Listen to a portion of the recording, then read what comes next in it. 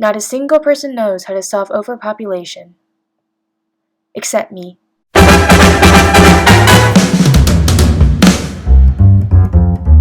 Overpopulation. I'm sure nearly all of us know what this is. If not, for the sake of clarity, this is defined as the condition of being overpopulated with excessively large numbers. But as most of our environmental issues are, not only are they highly debated, but even when faced with the utmost facts, we still have those people, the same ones that believe that the earth is flat. Now, researching this issue, I came across many articles debating the grounds of whether overpopulation is actually an issue or not. For instance, some articles such as why you shouldn't obsess about overpopulation, or the myth of overpopulation and the folks who brought it to you, and is the earth really overpopulated, really, truly made me question my entire belief system. Because I believe every single thing that I see on the internet. Right? Wrong. Our world's population is growing at a disgustingly fast rate. Unsustainable growth and lack of access to reproductive health care puts immense pressure on human communities, increasing food and water shortages, reducing resilience with climate change, and most importantly, making it much harder for the most vulnerable groups in our community to rise out of intergenerational poverty. The world population is growing at an undeniably rapid speed, and while America may not yet feel the impacts of the Earth's overpopulation, many other countries are slowly beginning to lose resources and basic needs. For context, at the beginning of time, the world was created with the exact amount of natural resources which cannot be identically replicated by man, like water. And since then, our world is now home to over 7 billion people. By 1900, there were just about 2 billion people living on Earth, and somehow we've managed to grow this number by more than 300% in a century. What? And you know what's funny? 74% of Americans believe that too many natural resources are being consumed, and yet 48%, nearly half, believe that they personally consume less resources than the average human. I mean, really, no wonder nothing is being done, at least in the US, to solve this problem. But now I'm going to evaluate some of the solutions proposed to tackle overpopulation.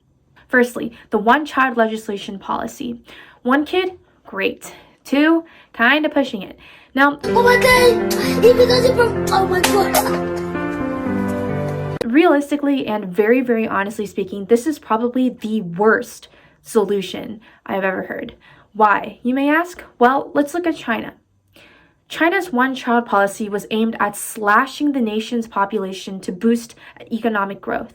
Not only did this cause a massive demographic headache for China, but it also resulted in forced sterilizations, infanticide, abortions, and marital misery.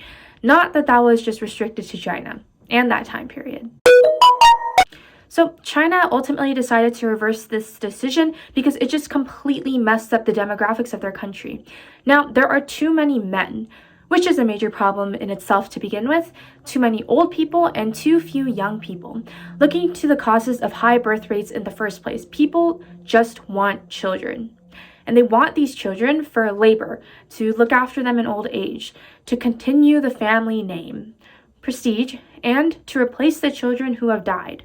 But because of China's one-child policy and the massive decrease in children, the workforce will become practically non-existent and there will be no one to support the aging grannies and grandpas. Currently, the ratio is about 1 retiree for every 5 working adults. What also drove China's economy forward was more people, not less. China had a huge population in the 60s and 70s, and these people grew up to form the very cheap labor force for the manufacturing boom in the 80s and the 90s. Now, since these people are getting old, they are now forming a huge retiree community that China needs to support, which will hence dampen future growth. A bigger reason why this solution is bad is because of the punishments and the unfair treatment of women. Many Chinese women are expected to be in arranged marriages and are not respected in their family or the workplace. Females in general were completely disrespected in Chinese society and often viewed as weak and as an accessory for men, which was reflected in female infanticide. China had a long history of about 2,000 years of engaging in this practice, where the first instances was dated when Christian missionaries arrived in China and saw newborns being thrown into rivers in the garbage. This practice declined during the communist era, but had re-emerged during the one-child policy in the 1980s. Drowning was the most common method used to kill female children, with suffocation and starvation as close seconds. Exposure to the elements was also a common method, where the child would be placed in a basket which was placed in a tree. Baby towers were created for people to leave the child, as about 1/3 of all female children were killed at birth.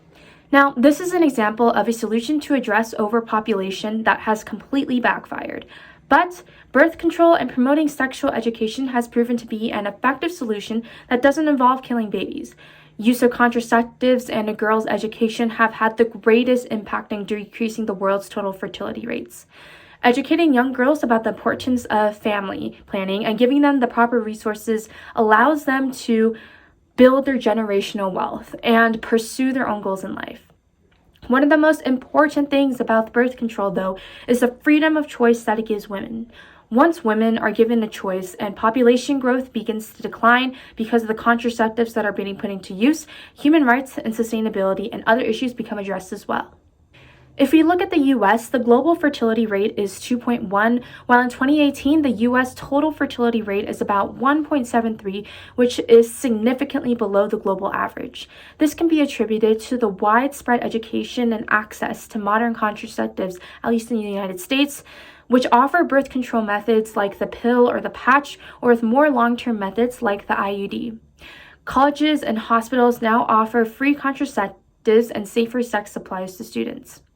Well, now you've listened to me drone on about the detriments of overpopulation in China's one-child policy, it's important to remember that we can only focus on the positives and on the small steps that we're taking to combat this issue. Thanks for listening.